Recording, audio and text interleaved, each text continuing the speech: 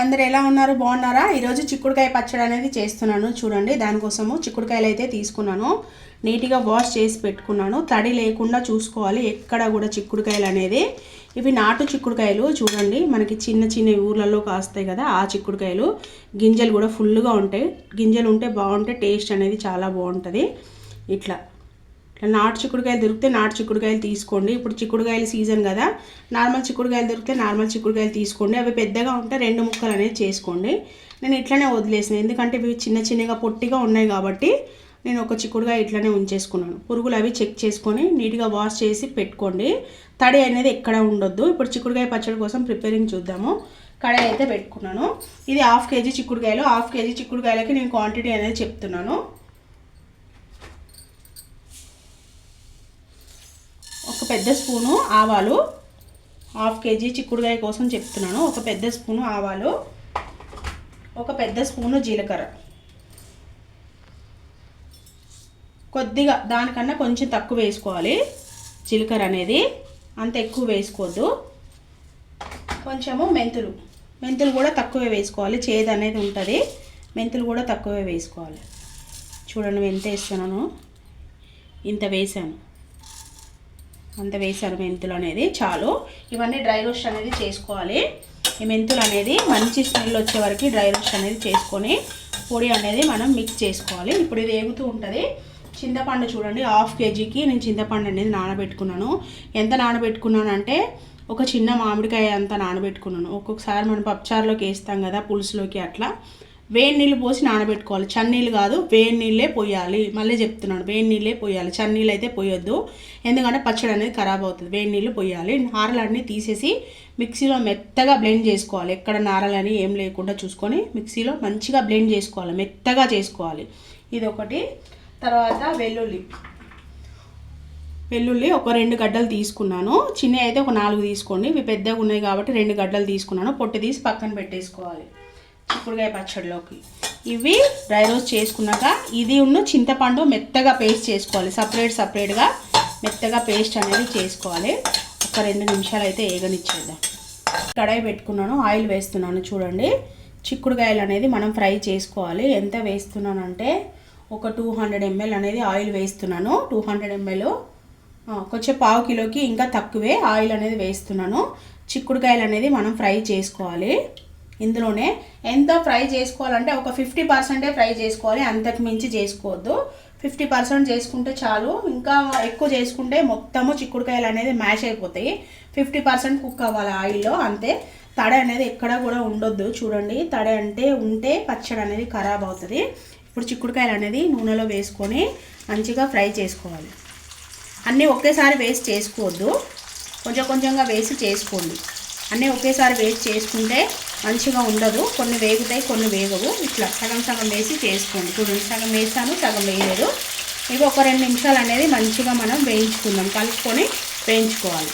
సరే, చిక్కుడుకాయలు అనేది ఇంత ఫ్రై అవ్వాలి, మొత్తం అయితే ఫ్రై అవ్వద్దు, చాలు ఇంత ఫ్రై అయినాయి.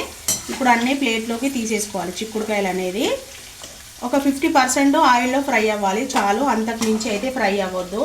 కానీ నాటు చిక్కుడుకాయలు దొరికితే తీసుకోండి. నాటు చిక్కుడుకాయలు అంటే ఇట్లా పొట్టిగా ఉంటాయి, గింజ ఎక్కువగా ఉంటుంది. ఆ చిక్కుడుకాయలు అనేది తీసుకుంటే బాగుంటుంది, పచ్చడి టేస్ట్ అనేది బాగుంటుంది. ఇంకా దొరకలేదంటే ఇంకా ఇవే తీసుకొని 2 ముక్కలు అనేది చేసుకోండి. ఆ చిక్కుడుకాయలు పెద్దగా ఉంటాయి కాబట్టి 2 ముక్కలు అనేది చేసుకోండి. ఈ చిక్కుడుకాయ పచ్చడి అనేది చాలా అంటే చాలా బాగుంటుంది ఫ్రెండ్స్, కంపల్సరీ ట్రై చేయండి. చిక్కుడుకాయ పచ్చడి అనేది వేడి అన్నంలో వేసుకొని తింటే చాలా బాగుంటుంది. ఒక ముద్ద తినేవాళ్ళు 2 ముద్దలు తింటారు అన్నము, అంత టేస్ట్ ఉంటుంది. చిక్కుడుకాయ పచ్చడి మరి ఎంతమంది తెలుసో ఎంతమంది తెలీదో నాకైతే తెలీదు, కానీ కంపల్సరీ అయితే ట్రై చేయండి. ట్రై చేస్తే టేస్ట్ అనేది ఏందో మీకే తెలుస్తుంది. ఇప్పుడు ఈ చిక్కుడుకాయలు కూడా ఇంకో రెండు ట్రిప్పులో వాయిలో వేసేసుకుంటున్నాను. చూడండి, వేసేసుకొని ఇవి కూడా అట్లనే వేయించేసుకోవాలి. కలుపుకుంటూ, హై పెట్టకుండా కొంచెము చూసుకుంటూ కలుపుకుంటూ ఉండాలి. స్టవ్ దగ్గరే ఉండాలి, మళ్ళీ మాడిపోకుండా చూసుకుంటూ ఉండాలి. చిక్కుడుకాయలు అనేది ఇట్లా కలుపుకుంటూ ఉండాలి. 2 నిమిషాలు అయితే వేగనిచ్చేది. చూడండి, చిక్కుడుకాయలు అన్నీ కూడా మంచిగా ఫ్రై అవుతున్నాయి. ఇంత ఫ్రై అవుతే సరిపోతుంది. చూడండి చిక్కుడుకాయలు అన్నీ కూడా తీసేస్తున్నాను. ఇప్పుడు చిక్కుడుకాయలు తీసేసి పోపు అనేది మనం వేసుకోవాలి. సరిపోయింది. ఇంత చూడండి ఇట్లా మెత్తగా అయిపోయినాయి చిక్కుడుకాయలు అనేది, ఇట్లా వాడినట్టు అయినాయి. ఇంత అయితే చాలు ఇక. సరేనా? ఇవైతే తీసేసుకుంటున్నాము. తీసేసుకొని ఇందులో మనం పోపు అనేది వేసుకున్నాం. చిక్కుడుకాయలు తీసేసాం కదా, ఇదే ఆయిల్లో పోపు అనేది మనం వేసుకోవాలి. పోపు అనేది వేసుకుంటున్నాను. కొద్దిగా ఆవాలు, మనం ఆవాల పొడి కూడా వేస్తున్నాము. కొద్దిగా ఆవాలు, కొంచెము జీలకర్ర, ఒక 2 స్పూన్లు కొద్దిగా జీలకర్ర. ఇవి మంచిగా మనకు ఫ్రై అవుతున్నాయి కదా. ఎండుమిర్చి కూడా ఒక 4 ఎండుమిర్చి, వెల్లుల్లి ఉన్నాయి కదా, వెల్లుల్లి కొంచెం ఆయిల్లో ఫ్రై అయితే మంచి ఫ్లేవర్ అనేది వస్తుంది. వెల్లుల్లి కొంచెం ఇది 1 నిమిషం పాటు ఫ్రై అనేది అవ్వాలి మనకి.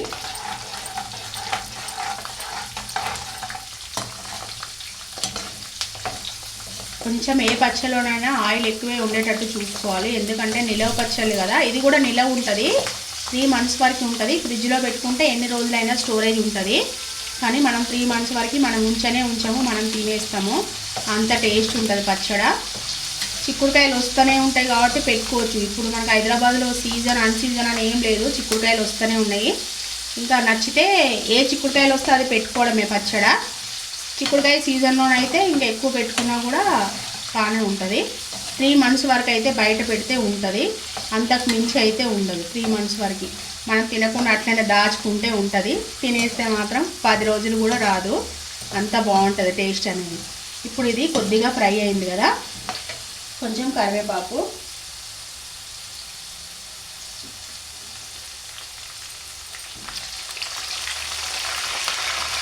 కొంచెము పసుపు, మంచి కలర్ అనేది వస్తుంది. పసుపు, కొద్దిగా ఇంగువ, బాగుంటుంది ఇంగువ. పచ్చళ్ళలో ఇంగువ వేస్తుంది ఏంది అని అనుకోవద్దు, బాగుంటుంది. ఒక 2 నిమిషాలు అయితే ఇది ఫ్రై అవ్వనిద్దాం. కారం అనేది వేస్తున్నాను, టేస్ట్కి తగినంత కారము. మనం చింతపండు కూడా యాడ్ చేస్తున్నాము, కొంచెం ఎక్కువ వేయాలి కారము. ఎందుకంటే చింతపండు పులుపు ఉంటుంది కదా, అందుకోసమని నేను ఒక 4 స్పూన్లు వేస్తున్నాను. కారం అనేది కరెక్ట్గా ఉండాలి, చప్పగా ఉండొద్దు, మళ్ళీ ఉప్పగా కూడా ఉండొద్దు. మళ్ళీ ఇందాక మనం పొడి చేసుకున్నాం కదా, ఆవాలు జీలకర్ర మెంతుల పొడి, అది కూడా వేసేస్తున్నాను. తర్వాత సాల్ట్, టేస్ట్కి తగినంత సాల్ట్, టేస్ట్కి తగినంత సాల్ట్ నేను నార్మల్గా వేసేస్తాను, ఏం కొలవను, నార్మల్గానే వేసేస్తాను నేను. ఇప్పుడు ఇదంతా మంచిగా కలిపేసుకోవాలి. కొంచెం 1 నిమిషం పాటు ఉంచాలి, ఎక్కువ ఉంచొద్దు, మాడిపోతుంది. అయిపోయింది. ఇప్పుడు స్టవ్ అనేది ఆఫ్ చేసేస్తున్నాను. ఇంకో పొయ్యి మీద చింతపండు గుజ్జు అనేది పెట్టుకుంటాను. ఇదైతే స్టవ్ అయితే ఆఫ్ చేసేస్తాను, ఇంకో పొయ్యి పెట్టుకుంటాను. ఇంకో కడాయి అనేది పెట్టుకున్నాను. చింతపండు చూడండి మిక్సీలో వేసాను, మెత్తగా చేయాలి. ఏమైనా నారలు గింజలు అట్లా ఏం లేకుండా తీసేసి మెత్తగా అనేది చేసుకోవాలి. ఇప్పుడు ఆయిల్ వేస్తున్నాను చూడండి, ఇంకొక 3 స్పూన్ల ఆయిల్ అనేది వేస్తున్నాను. చింతపండు పల్పు అంతా ఆయిల్లో మంచిగా ఫ్రై అవ్వాలి. పచ్చి వాసన పోయి ఆయిల్ అంతా బయటకు వచ్చే వరకు ఫ్రై అవ్వాలి. అప్పుడే మనకి పచ్చడి అనేది బాగుంటుంది, ఎక్కువ రోజులు ఉంటుంది. ఇప్పుడు ఈ పల్పు అంతా కూడా ఇందులో వేస్తున్నాను చూడండి.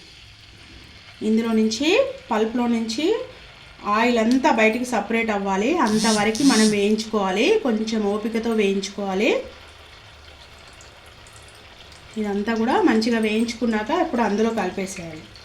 ఇదైతే ఒక టైం పడుతుంది, ఒక 5 నిమిషాలు అనేది అయితే పడుతుంది. చింతపండు పల్పు వేయడానికి అయితే టైం అనేది అయితే పడుతుంది. మెల్లగా వేయించుకొని కలుపుకుంటూ ఉండాలి.